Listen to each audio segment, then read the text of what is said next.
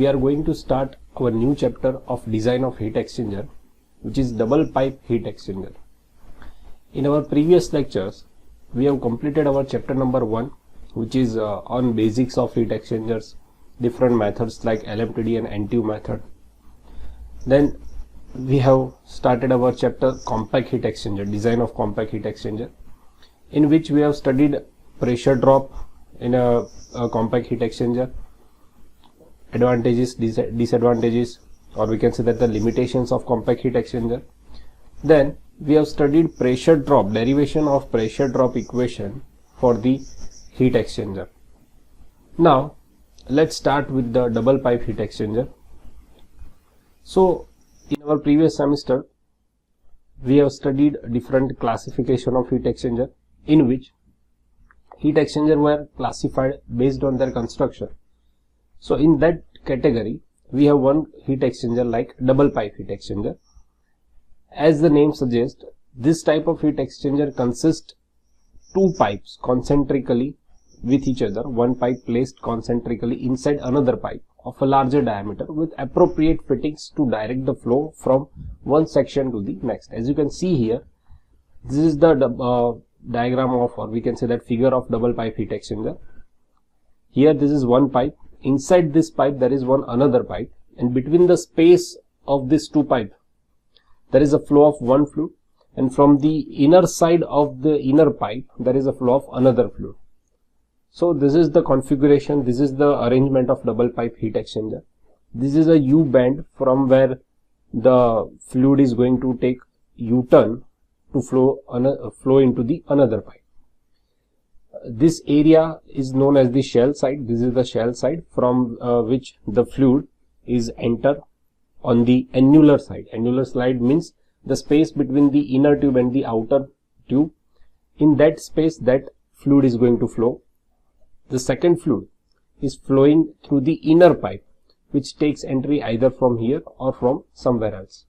So this is the configuration of double pipe heat exchanger. So one fluid flows through the inner pipe or tube side, and the another flows through the annular space, as we have just discussed. The inner pipe is connected by U-shaped, as shown in figure, return bands enclosed in a return band housing. Double pipe heat exchanger can be arranged in various series and parallel arrangements. We will see different kind of arrangement, series arrangement, parallel arrangement, or counter flow arrangement in our upcoming slides. The major use of double pipe heat exchanger is for the sensible heating, where the temperature is changing continuously, or sensible cooling of the process fluid, where small heat transfer area are required up to 50 meter. So this is the use of double pipe heat exchanger. The configuration is also very suitable for one or both of the fluids at high pressure, because of the smaller diameter of the pipes can be used. So you can use high pressure fluids for particular application. The major disadvantage of double pipe heat exchanger is they are bulky and expensive per unit of heat transfer area. So initial cost, or we can say that the installation cost or capital cost, is much higher as compared to the other heat exchanger. This is the disadvantage of double pipe heat exchanger.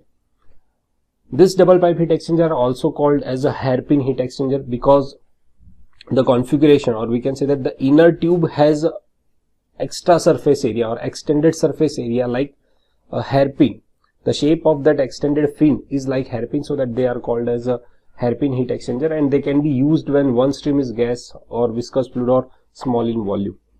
These heat exchangers can be used under severe fouling conditions because of easy of cleaning and maintenance. So where there is a chance of fouling, this kind of heat exchanger are more preferable because of the ease of the cleaning and the maintenance. So this is the configuration of the extra, or we can say that the extended surfaces, which is provided to enhance the heat transfer rate by the convection to the inner tube. This is the cross section of the double pipe heat exchanger. Here you can see that this is the outer tube, this is the inner tube. The space between this outer and inner tube is annuals, where from where the one fluid is flowing. So to increase the surface area of this inner tube, this kind of extra surfaces, or we can say that the fin, is provided at the surface of the outer surface of this inside tube. Okay, So flow of one fluid, suppose hot fluid is flowing from this tube, the cold fluid is flowing from this space, the space between the outer tube and the inner tube. So whatever heat transfer takes place, it is between the outer surface of the inner tube and this fluid, between this fluid and the outer surface of the inner tube. So to increase the outer surface of the inner tube, this U-shaped, or we can say that hairpin shaped extra surfaces or fin are provided. Okay. There may be a more than one number of tubes inside the outer tube. Here you can see that this is a cross section view of the bare. It means there is no fin is attached to the inner tube. So bare tubes inside the shell. This is the shell, or we can say that the outer tube. There may be a chance there are more than one tubes inside this shell. This is a bare tubes. It means without fins. Here in this figure you can see that this is a cross section view of a fin tube. The fin is provided to the inner tubes to increase the surface area and to enhance the heat transfer rate. Okay. So there are multi tubes, like as you can see in this both figure, there are multi tubes finned or bare inside a larger pipe. This is a one larger pipe, and inside that larger pipe there are number of tubes of small diameter. So the fin increase the heat transfer surface per unit length and reduce the size, and therefore the number of hairpins required for a given heat duty, as you can see in this figure. Integrally, resistance welded longitudinal fins usually fabricated in a U shape. As you can see here, this is a U-shaped fin, have proven to be the most efficient for the double pipe heat exchanger. This kind of configuration of the fin is proven as the most efficient. Double pipe heat exchangers are used as a counterflow heat exchanger and can be considered as an alternative to the shell and tube heat exchangers. Double pipe heat exchangers have outer pipe inside diameter between 50 to 400 meter at a nominal length of 1.5 to 12 meter per hairpin. The outer diameter of the inner tube may vary between the 19 to 100 mm. Okay, so this is the basic introduction of the double pipe heat exchanger. What kind of configuration are used in double pipe of heat exchanger? There is a one whole shell, or we can say that the big diameter tube in which there are small diameter tubes, one or more than one are used, and also there are use of a fin. U-shaped fins are attached to the outer surface of the inner tube to increase the surface area for the enhancement of the heat transfer. Okay, the main advantage, it can be used as an alternative of shell and tube heat exchanger. It is easy to clean and maintain. So the application where there is a kind of fluid are used which cause more fouling, so at that time, for that particular application, double pipe of heat exchangers can be used. Okay, now let's understand thermal and hydraulic design for the inner tubes.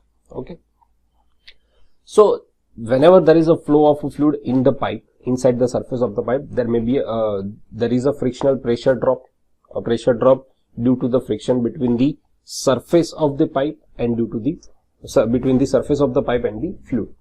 So there is a frictional drop for the flow inside circular tube, which can be calculated by fanning equation. This equation we have derived in our last lecture of the pressure drop for the heat exchanger. In that lecture we have derived this equation, or we have also studied this equation in our third semester in fluid mechanics subject.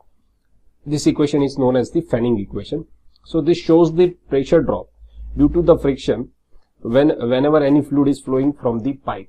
So this is a frictional factor which is denoted by F. So for FL, it shows the length of the pipe. Di is a inner diameter from which the fluid is flowing. This is a density. This is velocity of the fluid, U square divided by 2, mean velocity. Now we know that we have introduced this term capital G, which is a mass flux or flux velocity, which is m dot by minimum area for the flow, mass flow rate divided by minimum permissible area. So replacing this um by g, we will get final equation of pressure drop is 4FL by di, g square by 2 rho.